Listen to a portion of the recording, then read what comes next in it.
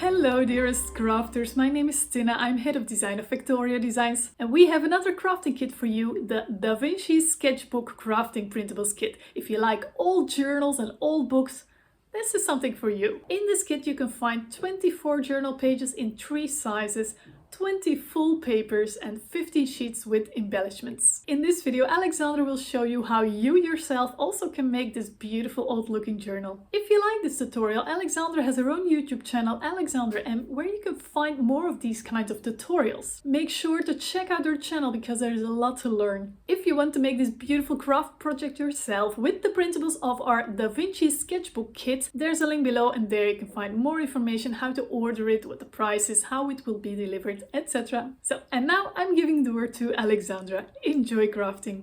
Hello everyone, it's Alexandra. Today I'm stopping by with a new project chair. This journal was created with one of the kits by VectoriaDesigns.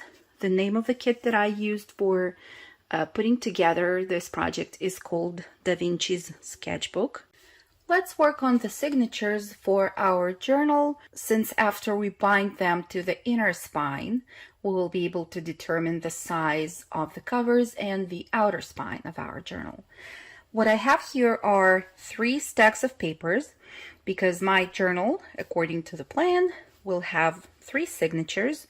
Each one of the signatures will include a mix of tea-dyed papers and the printed page designs from the Da Vinci paper pack. I went ahead and printed the journal pages on both sides.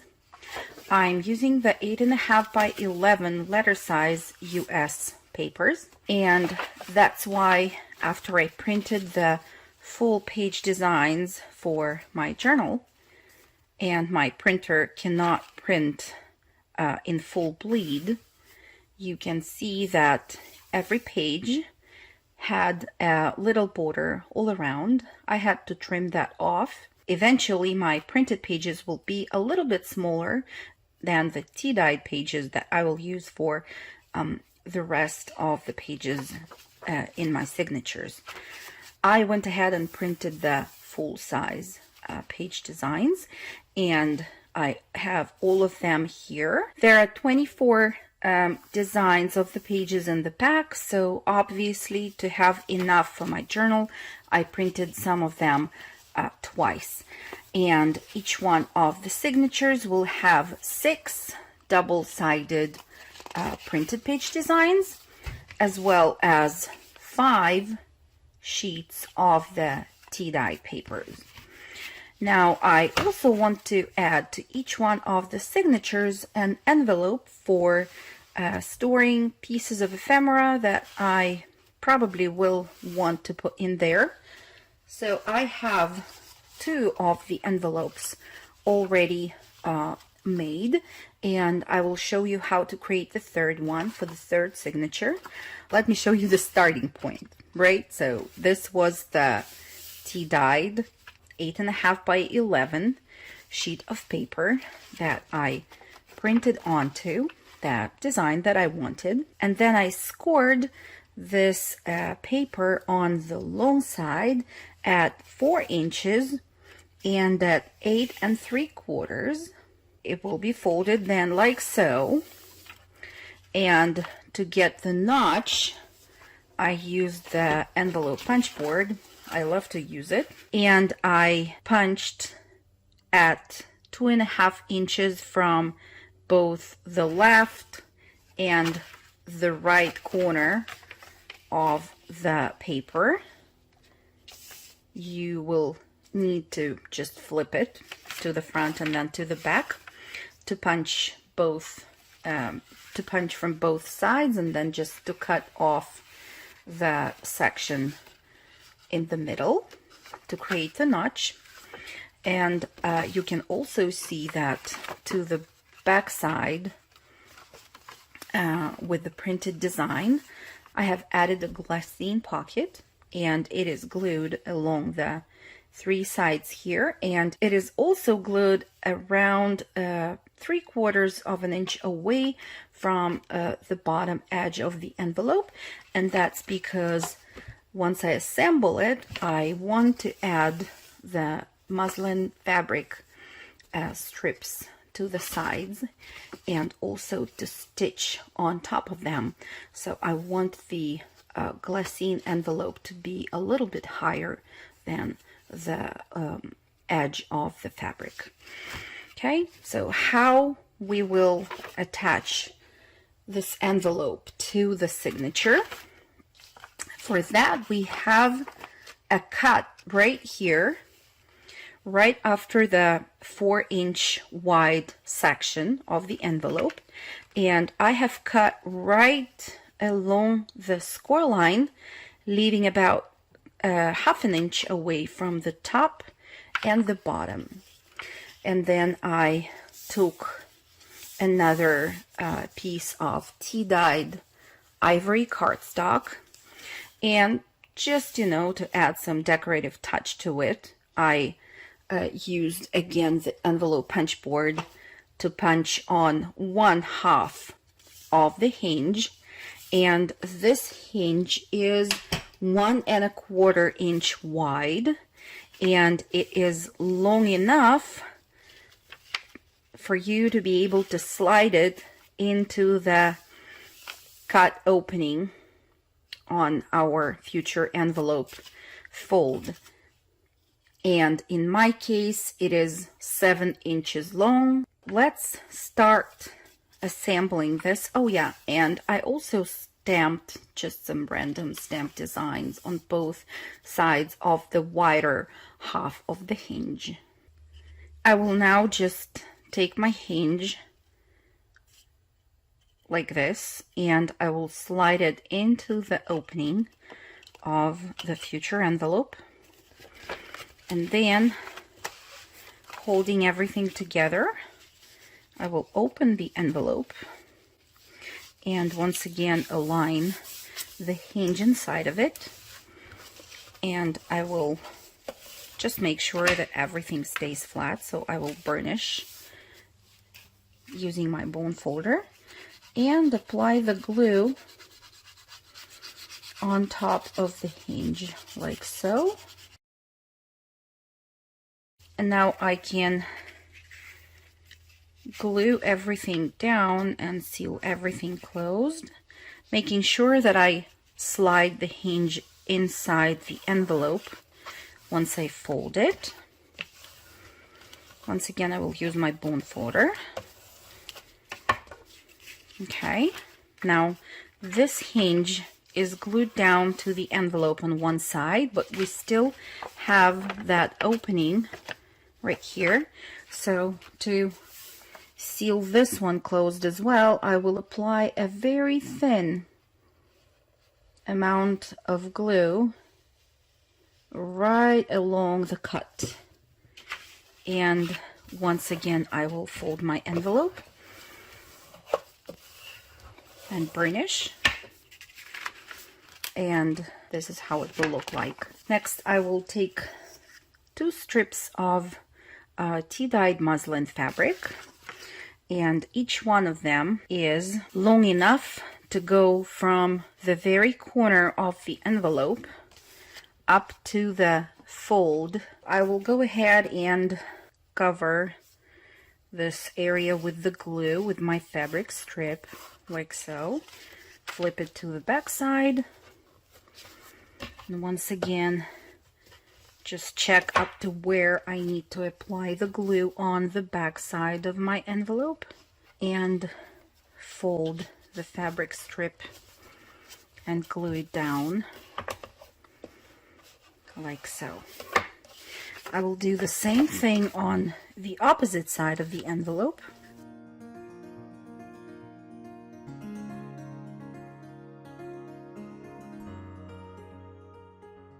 This is what we have right now, and then I will take it to my sewing machine and I will zigzag stitch right on top of the fabric strip on both sides, and then get back to you.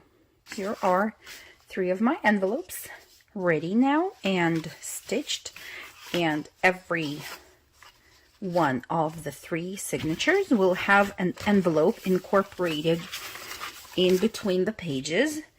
What I will do now, I will just think about the order of the pages that I want to have, and I think since we have 5 pages and 6, we'll just alternate and have 1 printed, 1 tea dyed, and then again 1 printed, 1 tea dyed,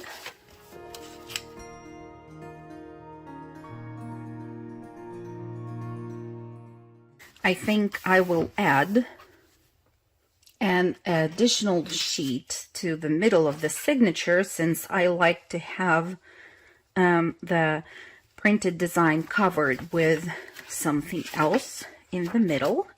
And I will use the fine parchment paper. That's the one that I use, and I absolutely love this yellow, or as they call it, gold color of the parchment paper. So each one of my signatures will also have just a little pop of yellow in the middle. I will build my remaining 2 signatures the same way as I built this one and get back to you. Okay, my signatures are ready. 3 of them are here and they look like this. I will put them aside for now and work on the inner binding that I will stitch my signatures onto. And for the binding, I will first of all need a piece of cardstock. I'm using the craft colored cardstock from the Park Lane brand. Here it is. And the piece that I have here measures 8.5, the same height as my larger pages of the signatures, and it is 3 1/8 of an inch in width. I scored this piece on the short side at 7/8, 1 1/4, 1 5/8, 2 inches, and 2 3/8. And you can also spot some horizontal lines that I have right here, and the lines are in 3 places at 1.5 inch from the edge of the paper piece, at 4 1/4, which is in the center of the piece, and then at 7 inches. And you can also see that I marked with a pencil the future places for my holes, and they will be in the intersections of the sketched lines and the scored lines that we have between the side flaps. I will now use my poking tool and poke these holes through.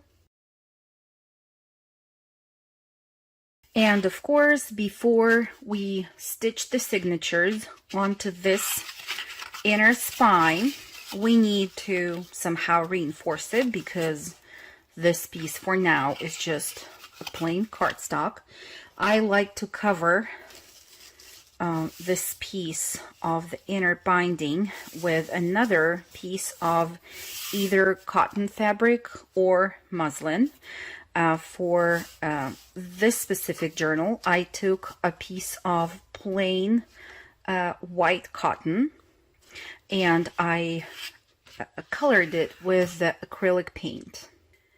And here I have 2 pieces of fabric that have already been painted with the acrylic paint since it's a quite messy process, and I also needed to wait till it fully dries so that I could use it for my tutorial.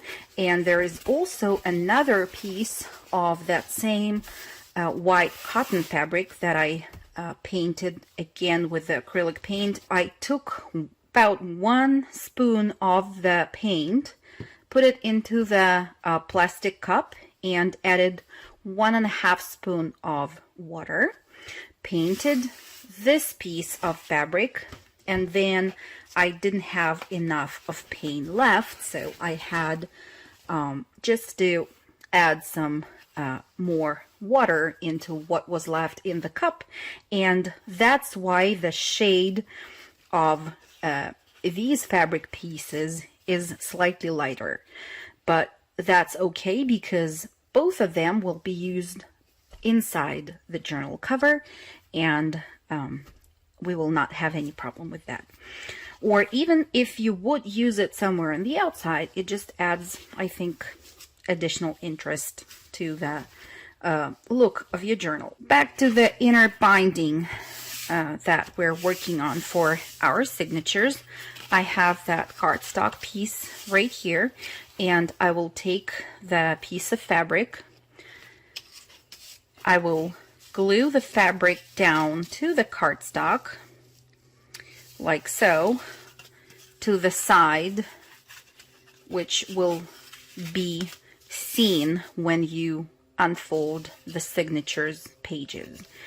And this side will be attached to the spine of the book, like so.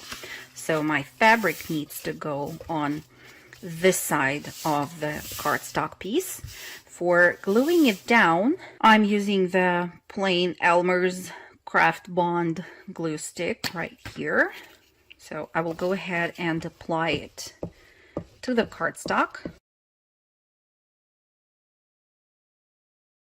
And then I will place my fabric right on top of the cardstock, making sure that I leave about 1/2 inch from this edge.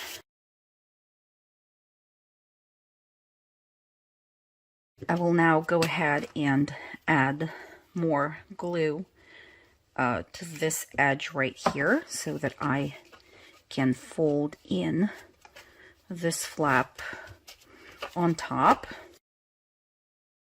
And then on this side, you can decide if you want to trim this piece or glue all of it down to the back of the inner spine. I think I will trim it, maybe use this leftover piece somewhere inside the journal. I'm still not sure.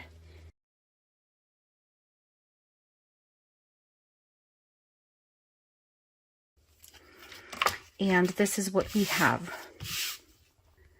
Next, I will repoke the holes so that I can see them on the inside of the binding as well.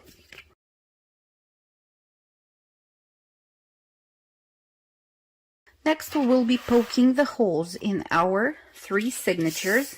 And for doing that, I have prepared a template with the holes already poked in the template, and they are once again at the same places where we had them on the binding piece. And just to remind you, it was at 1.5 inch, 4 1/4, and 7 inches. So I will be using this template, and I will take my first signature. I will make sure that all of the pages are positioned the way I want, and the pages which are shorter, I will just make sure that I center them from the top and the bottom of the larger pages. And yeah, so far so good. Nothing moved. I will hold them together and use a clip to hold them even better.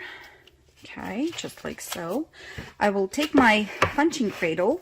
And I will now go ahead and poke through the holes in my template and in the pages of the signatures, like so.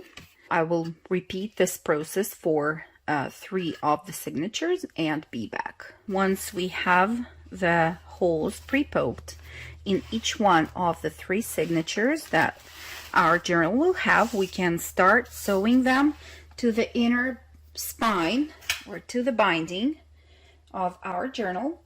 And for sewing them, I'm using the heavy duty upholstery thread from Coats, and the color that I have here, just in case you were wondering, is 8960.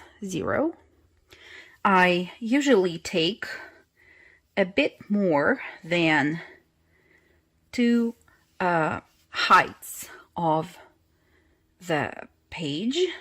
I have 1 thread with a needle here ready, so I will take my first signature, I will open it and put the needle with the thread through the central hole, and then I will use the clip to hold the tail of the thread. And now I will find the first row of holes and go again through the middle hole in the binding. Then from the back I will go to the top hole in the binding, and then from the back of the signature pile through the top hole to the inside of the signature. Next, I will go through the bottom hole in the signatures from the inside, and then through the bottom hole in the binding, just like so.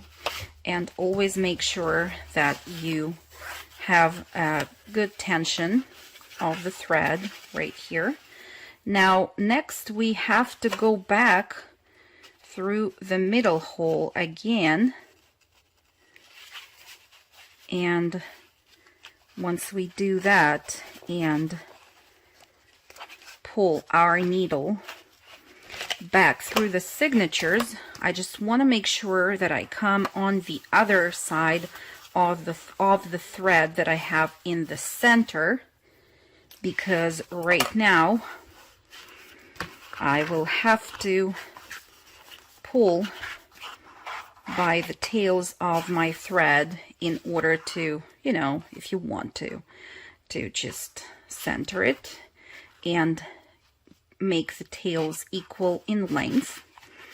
And by slightly pulling those tails, I am making sure that I attach the signature tight to the binding.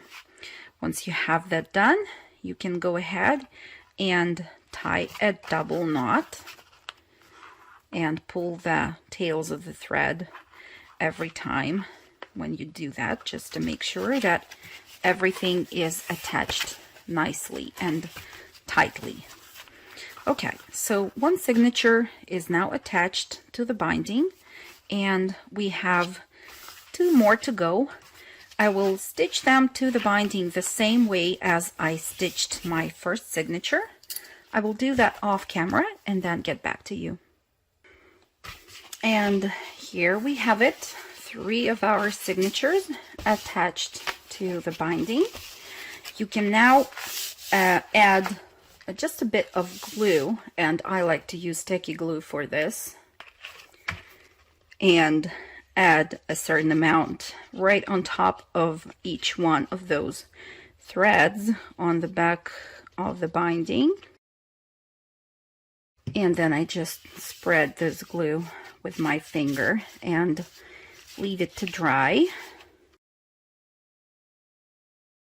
While it's drying, we will work on the cover of our journal. And just before I put this piece aside, I want to measure the width of the spine. As you can see, I have folded the side flaps of my inner binding, and that leaves me with 1.5 inch width of this area on the spine. Okay, so now let's work on the cover. I have 2 pieces of chipboard, and to determine the size of the covers, I of course needed the larger page of my signatures. Since I was using the 8.5 by 11 inch letter size papers, is the US standard size of the papers. Once folded, this page will measure 5.5 by 8.5 inches. That means that the cover of my journal, of course, needs to be larger than the page, and I like to have about 1/8 of an inch more at the top and at the bottom of my pages, and then slightly wider area on the side. For that reason, both of my cover pieces measure 8 3/4 by 6 inches. For connecting both of the front and back covers and creating the spine, I have here a piece of cardstock which measures 8 3/4 long by 3 inches wide. And then on the short side, I scored it at 5/8 of an inch from the left and the right hand side. And then all that area between the 2 first score lines is scored at every 1/8 of an inch. Then this area between the score lines is 1 3/4 of an inch wide by, of course, 8 3/4 of an inch long. And for reinforcing that area, I took another piece of the same craft cardstock and glued it down to the middle section of the spine. So this area here in the center is thicker than the side flaps. And once you glue that 1 3/4 by 8 3/4 piece of craft cardstock paper down to the first cardstock piece, make sure that you once again score at every 1/8 of an inch on top of that too. We are ready now to glue the covers, the chipboard covers, to the flaps of the spine.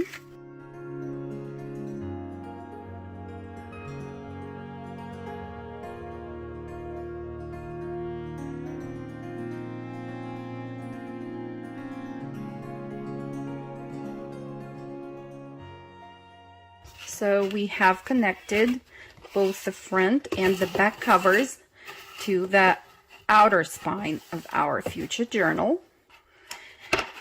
If you try to put your signatures inside the cover now, you will see that the outer spine of the cover is wider than the inner spine of our binding, and that's because I want that outer spine to curve just a little bit once the journal is done and complete. I will now just break the fibers of the craft cardstock a little bit, and I will curve this section a bit more using my fingers. This is what you'll have. So now we are ready to wrap the cover with the fabric that we have prepared. And this is the piece that I have previously showed you already. You can see that it is longer than I need. I want to have about 1 inch borders on all 4 sides. On some sides it will probably be wider, but that's okay. I will just go ahead and trim on this side right here so that I have only 1 inch fabric flap to be able to wrap around the chipboard cover.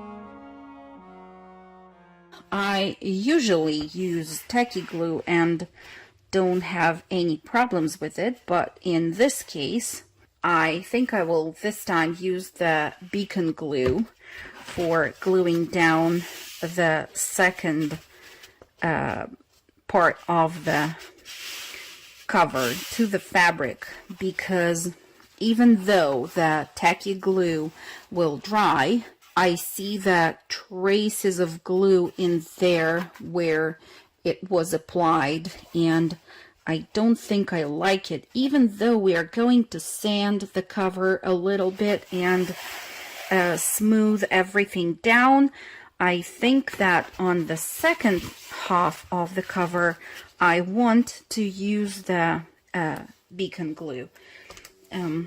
So let me just apply that to the spine and to the cover.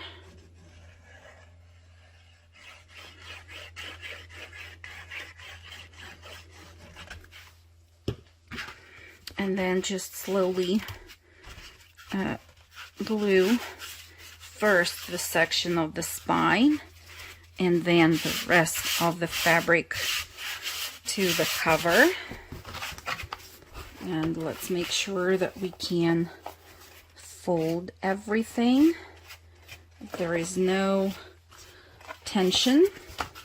You will need to use your bone folder and smooth the fabric down in the area of the spine.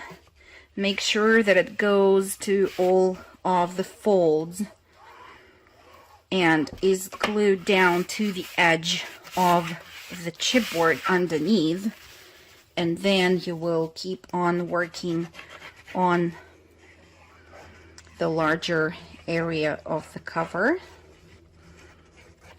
And I'm just reapplying some glue because it dried while I was working on that spine.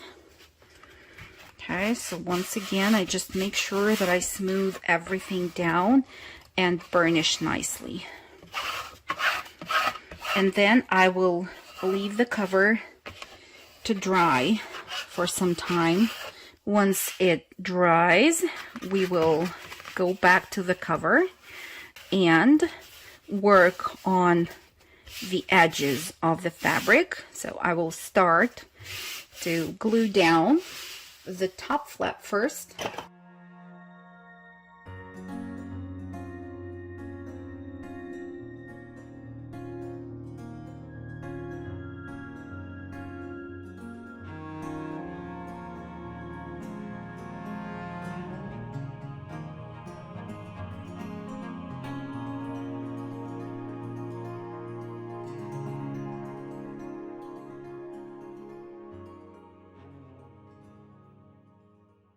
While this flap dries, I will work on the one on the opposite side.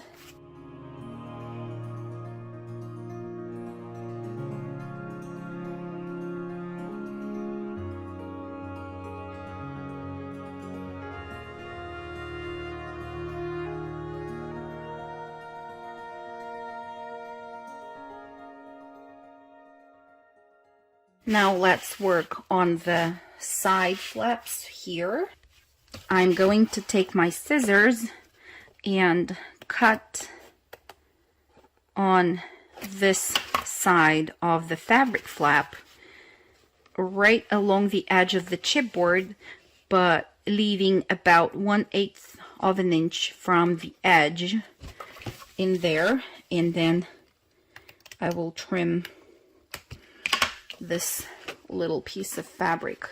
I will do the same on this side. Now I will put something under this fabric just to make sure that I don't mess my working surface, and I will apply some glue in the corner only for now to begin with, and then I will fold this fabric piece at an angle like so, making sure that I glue it down right next to the edge of the chipboard in there.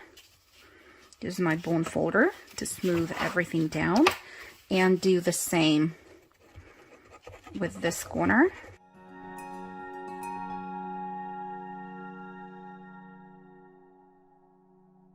Make sure that you don't cut off too much and expose the corner of the chipboard in there.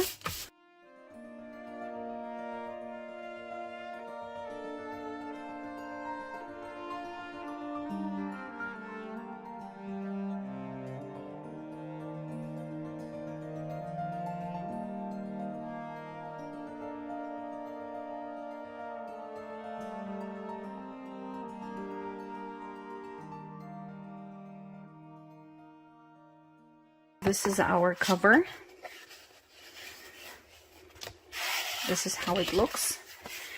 This side is almost dry, and the glue still is drying on the flaps since we have just finished working on them. Next, I want us to take some sanding paper or a sanding block or a nail file, and we're going to rub the sanding paper on top of the fabric surface, and you can see how instantly the look of that cover will change, and it will start to look really nice and shabby and worn out.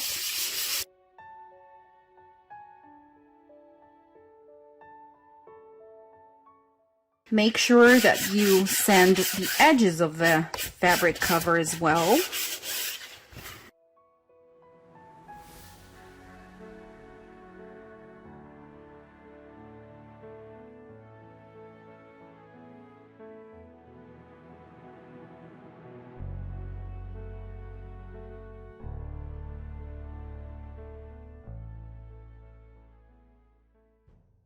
I want to create the decorative chain stitch on the spine of my journal. So for that, we will need a template. This is how my template looks like, and you will be able to find a picture of this template in the post on my blog. I will link it in the description box down below. And for now, let me explain here what I did and provide you with some measurements. So this template measures 1 3/4 wide by 8 3/4 long, and this is exactly the width of our spine right here. So this template fits nicely between the two covers of our journal. And then what I did, I punched out the holes in this cardstock piece using my punch screwdriver, and this is the tool that you might have seen in my previous tutorials. Once you have all the holes punched out, you're going to punch them the same way in the spine of your journal. And for that, of course, you will first have to transfer them to your journal. So I'm using a Sharpie marker, and I will mark all of them on the inside of the cover. Here we go. Next, you will have to protect your working surface and punch each one of those holes again. I will be using this tool, but you can go ahead and use the big bite as well.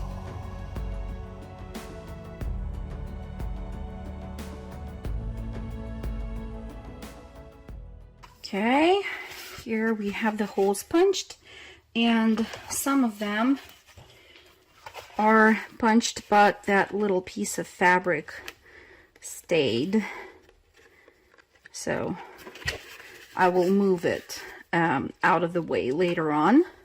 For creating the decorative stitching on the spine, I will be using the natural twine here. I will cut a piece of twine, which is 30 inches long to begin with. I will thread it through my needle. We're going to start from the bottom and go through the hole from the back of the cover to the front of the cover. We will kind of create the loop and go again to the same hole, but from the front of the cover now, just like that. I have a little tail of thread that I'm holding with my fingers, and now I will go from the inside of the cover through the second hole in the first row of the holes, just like that.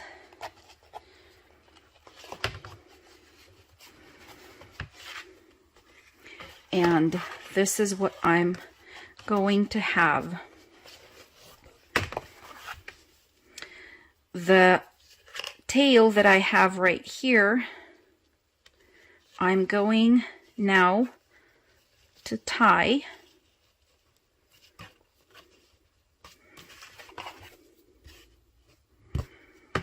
so that I don't have to hold it tight anymore. And then we will just keep on going. We will go through the same hole from the front of the cover now. And I am trying not to poke the thread, but to go with my needle just next to it. So just make sure that you go through the hole only and not through the thread itself. Now I will once again create the loop and go with the needle into the next opening and tight the previous loop and make it look nice. And I will keep on going the same way. It will take some time, of course.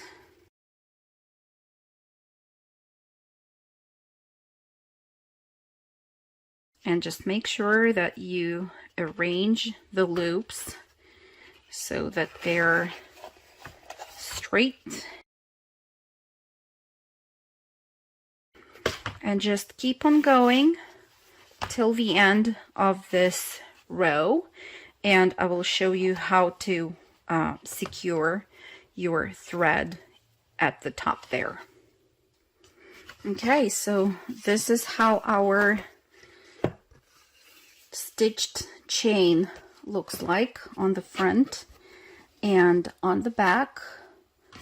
Now I will next time take a longer thread. I think 35 inches will be great. Once you have the last loop finished, you will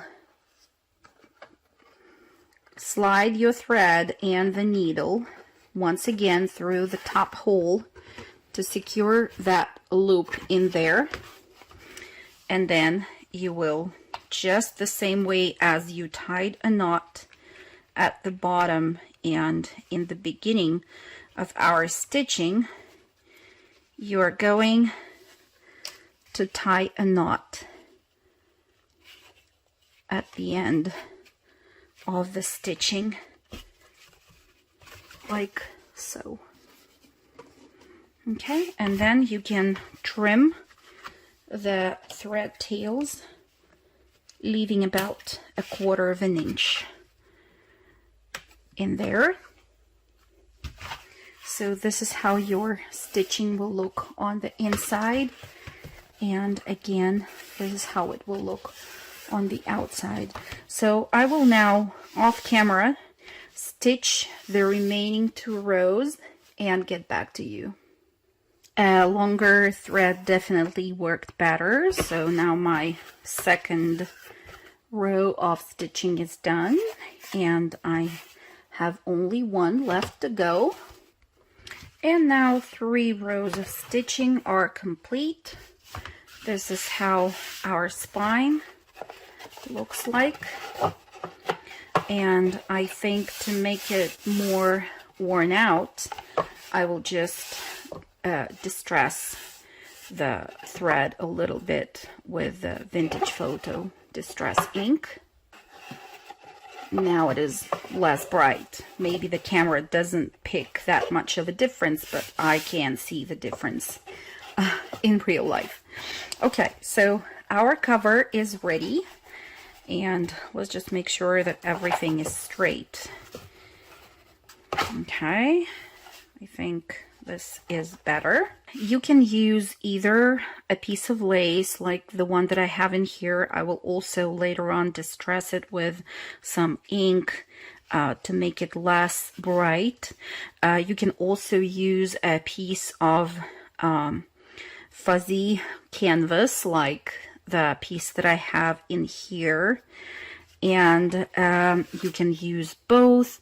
It just all depends on the look that you want to achieve, and on the look that you need to match the style of your journal.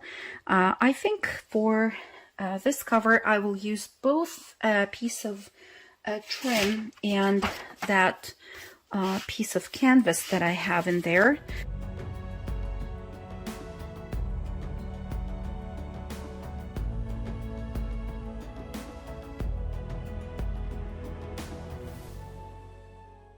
I like the fuzzy edge of the threads in there.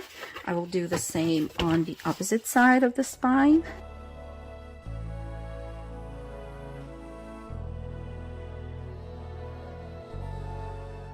Okay, so this is what we have. I planned to stitch the fabric and the lace to the spine of my book using my sewing machine, but for some reason it didn't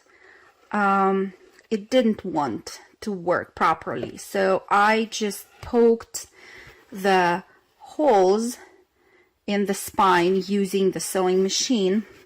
And now, as you can see, I am using just a plain needle and thread and stitching through the spine manually, since I already have the holes poked, and it would be strange not to have any thread going through those holes. But if you don't want to do it, I would recommend at this stage just to leave it as is and rely on the glue that you used for holding everything in place. I'm done now. Like back in the old days, I stitched my cards manually before I was able to get myself a sewing machine. So I kind of remembered now about those days. Okay, so next I want to cover this section of the spine, although it will be on the inside and we will have our signatures attached in here. But you know how sometimes you open the book and then you see what's there on the inside of the cover. So to hide all the threads that I have in here, I prepared a piece of fabric which is a little bit narrower than the spine, and I'm going to glue it down right on top of all of those threads, and I just want to cover this whole section.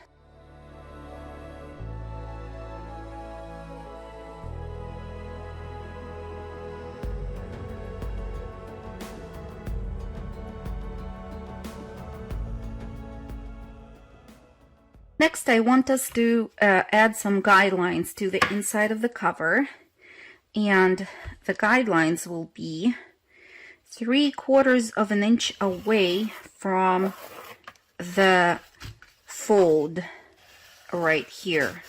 So I'm measuring 3/4 of an inch away from that fold on the left hand side and the right hand side of the cover. Okay, so 3/4. So once we have those guidelines sketched and marked, we can go ahead and glue our signatures by the side flaps to the cover of the journal using the guidelines that we have just sketched. I will start from gluing the back flap first.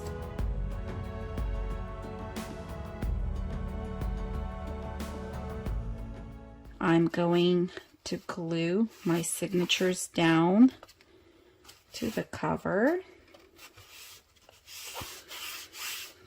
Make sure that you leave the signatures and the cover alone for now till the glue dries.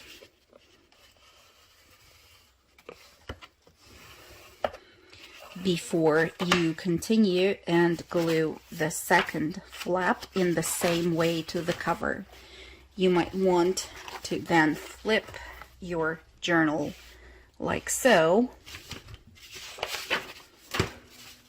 and align the flap with the guideline while holding everything in this position like so. So our journal closes without any problems. There are no places that shrink or look weird. That's already good. Now we will leave this to dry for sure. Now when the glue is dry, we can see how our journal opens, and this is how the spine looks like. I will now work on embellishing the front cover. Here I have a few elements that I chose and I want to use them on my cover. I will speed up this process, and then once I have everything glued down where I want to, I will get back to you.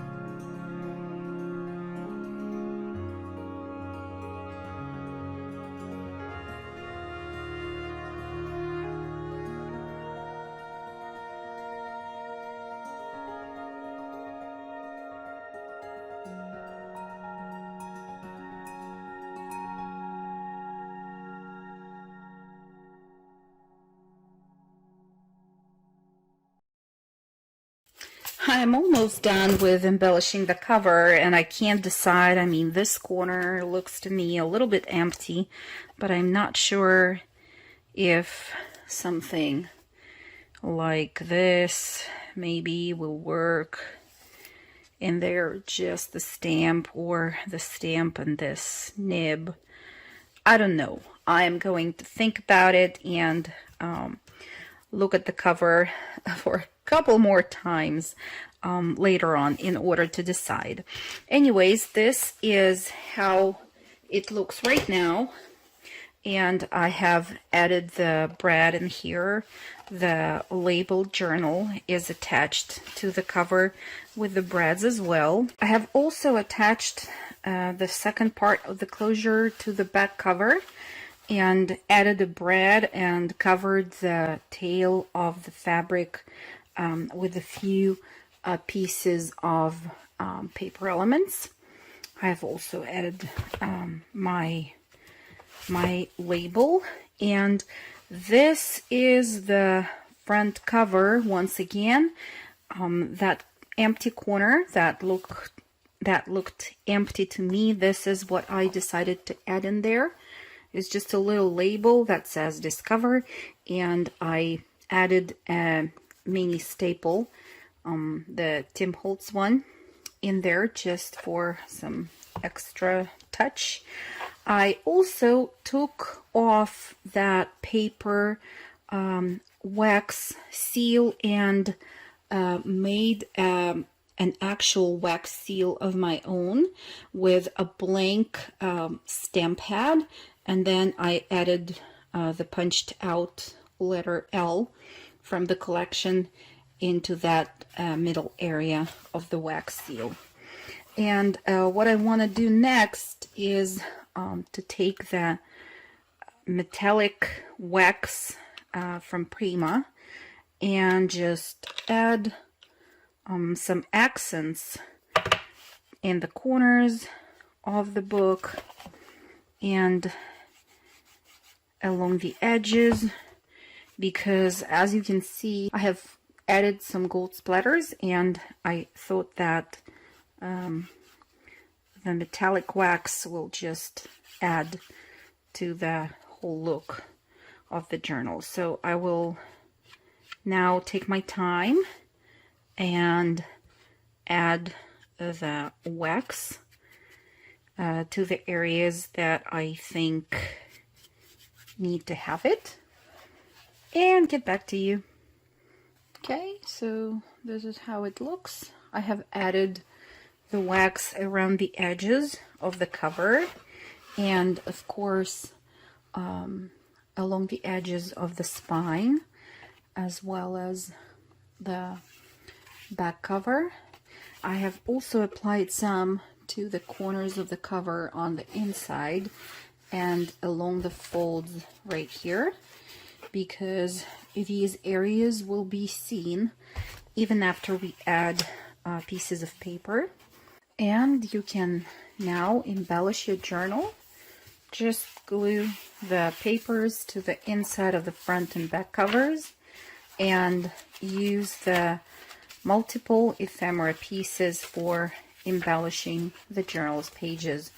I have included a full flip through of this journal in the beginning of this tutorial, so if you need a reference you can always go back, and you can also visit my blog for the detailed pictures of the journal's pages, as well as the details of the cover if you want to go back and have a better look at everything.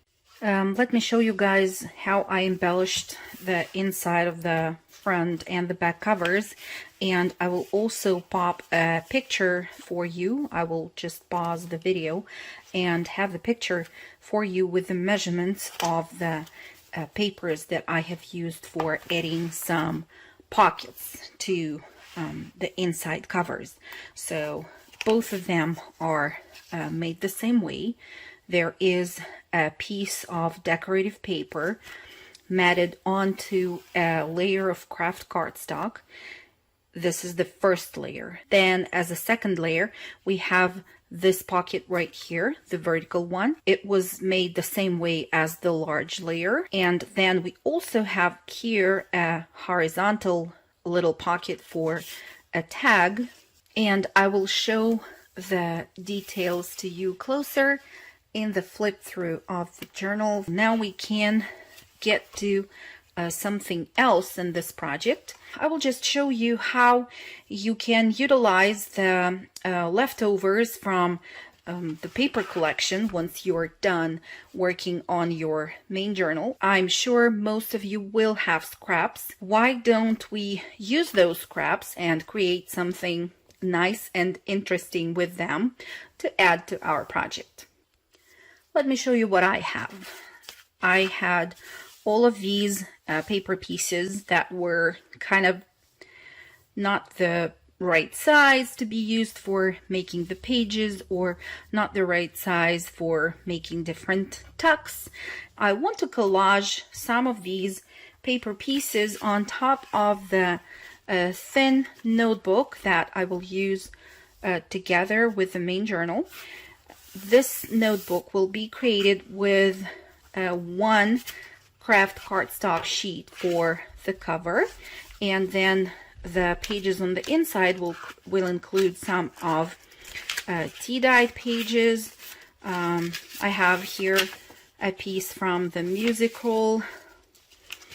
Then I have here a sheet of glassine paper and some graph paper, some deli paper, and so on. So just a couple of pages that will be fun to do something with.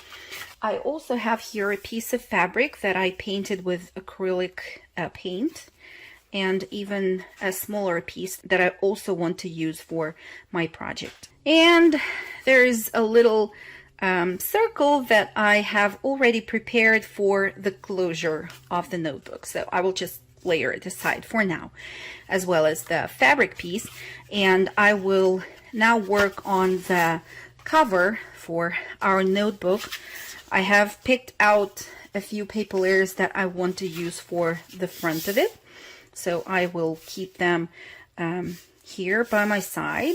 The size of this cardstock piece is 8.5 by 8.5. On one of the sides, it is scored in the middle, which means at 4.25. I also distressed the edges of this piece of paper ahead of time.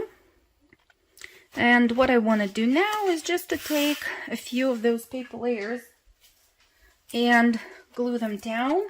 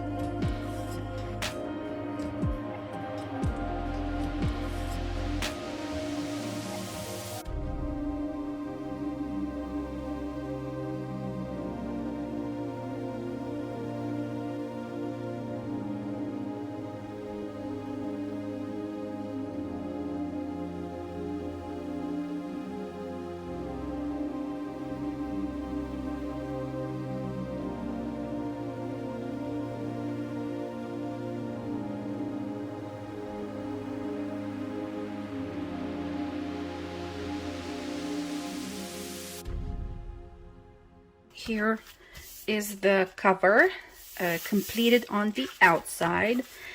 I want to add like a window to the corner of the cover right here, and I want to add an acetate piece in there, and then to really frame it with the darker brown cardstock. So as you can see, I just took a scrap piece of craft cardstock and punched out a 2-inch circle in it.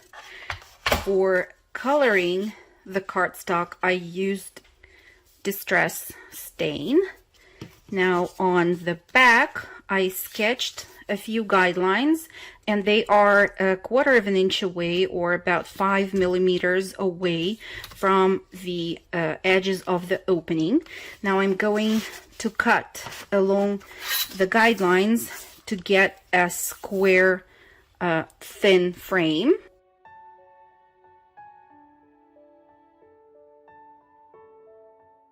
Like this. If you have a die, you can control more where exactly you want the opening to be.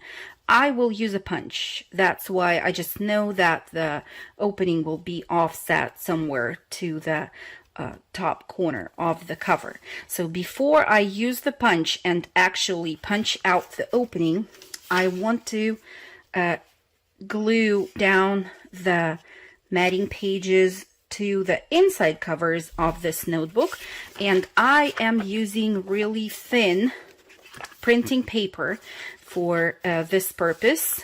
Since I will be using a punch for punching the opening out, I will now go ahead and glue this paper piece only in the corners, just to make sure that it stays in place while I punch the opening. So I applied just tiny drops of glue, and I will now glue this paper layer down, making sure that it stays in place. I can even use a paper clip to hold it at the bottom. And now I can take the punch and just position it where I want my opening to be, and punch the opening out. Now I will take a piece of acetate, and here I'm using a thin acetate. Sometimes you can purchase it in thicker sheets. I'm using a thin one. Here I can show you the packaging of this transparency film from Staples, that you can see the thickness of this acetate. I will slide the piece of acetate eventually between the 2 layers of paper that I have in here. But first of all, let me glue down this frame.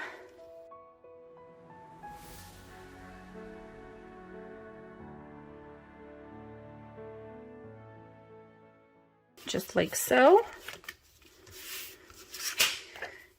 I think I will leave everything at this stage as it is. I will glue down the second paper piece to the inside of the back cover.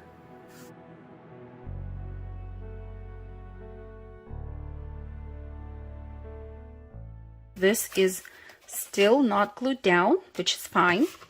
I want now to get back to 2 of these fabric pieces that we have. I will glue one down in the middle along this edge right here.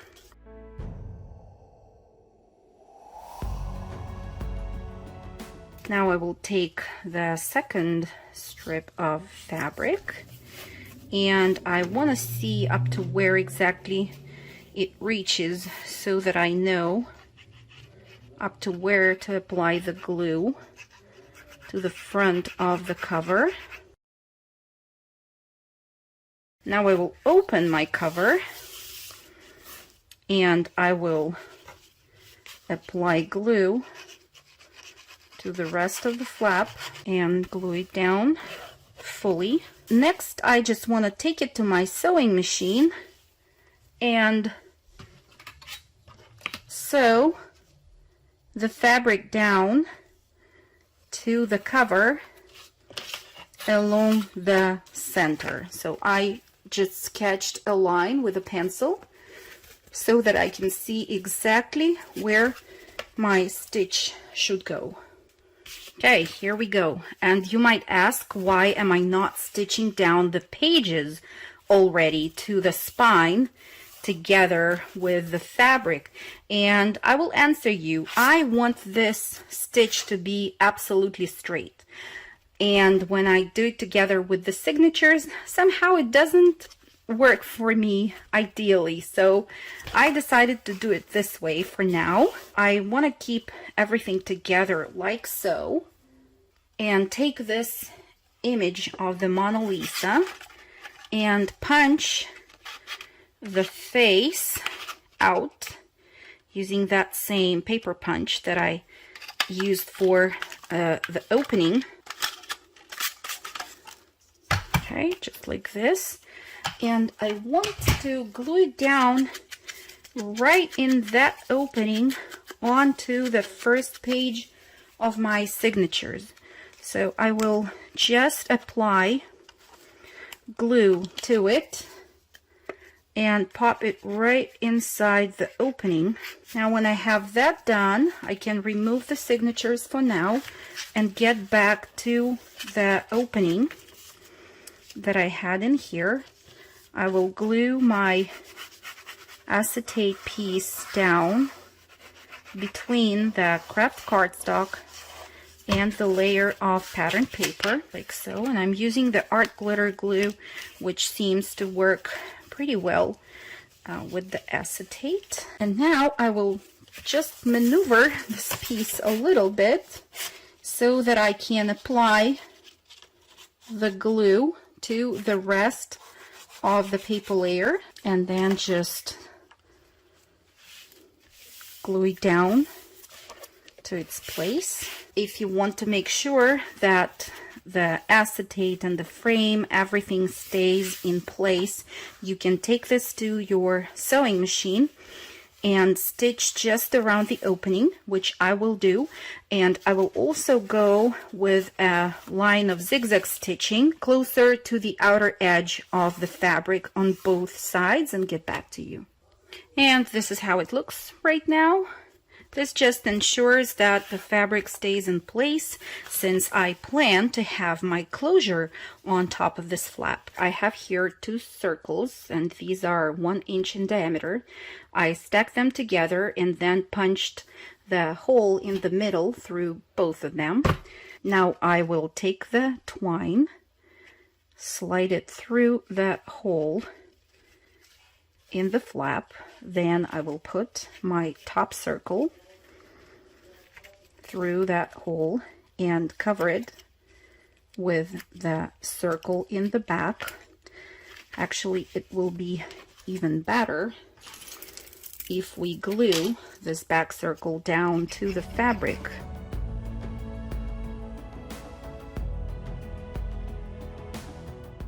Now I'll just use my crocodile to set the eyelet in place. And since we have that extra piece of paper right here, it will hold the twine down and everything will stay in place. And once you attach the pages to your cover by either sewing them to the spine or even just stapling them to the spine, then you will be able to close your little notebook like so, and then embellish it further. And this actually concludes our project for today. I hope you enjoyed it. I hope you will give it a try. If you have any questions, as usual, I'm here. You can ask your questions in the comments. Thank you so much for watching, and see you soon in the next tutorials. Bye!